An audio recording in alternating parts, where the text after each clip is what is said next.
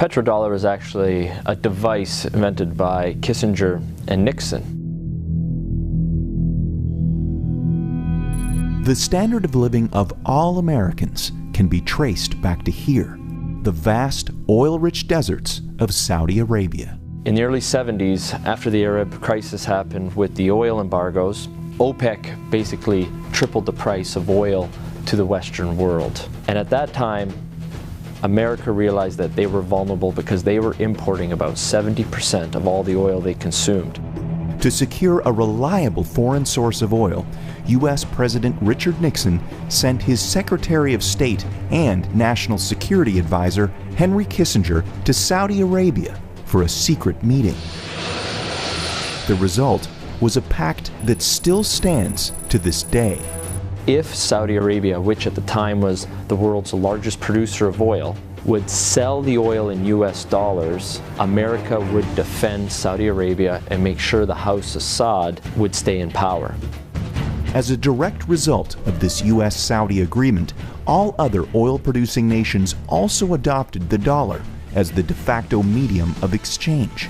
Demand for it increased exponentially all over the world, and soon it had a new name: the petrodollar. Your currency is only as strong as the demand for it, just like anything else, the supply and demand.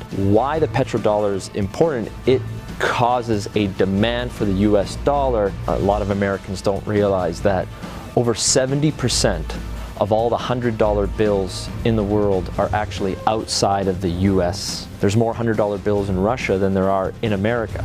This stockpile of US dollars in countries around the world is because oil is bought and sold using the greenback. If oil starts trading in non-petrodollars, such as gold or a basket of currencies, or if China and Russia start trading in yuan and ruble rather than US dollars, that demand isn't there. And the way of life for the average American will be done. It will be worse than the Great Depression. To date, anyone who's potentially threatened the status of the petrodollar hasn't fared well. Libyan strongman Muammar Gaddafi publicly pushed for a Pan-African gold-backed currency that he would trade for Libya's oil. He was killed during a US-backed revolution in 2011. And just a few short years before, Iraqi dictator Saddam Hussein advocated selling oil for euros. At this hour, American and coalition forces are in the early stages of military operations to disarm Iraq. The U.S. invaded under the guise of looking for WMDs. Iraq did not have any weapons of mass destruction, and interestingly enough, after the Americans invaded, took over, put in their own government, the whole concept of selling oil in euros never surfaced again.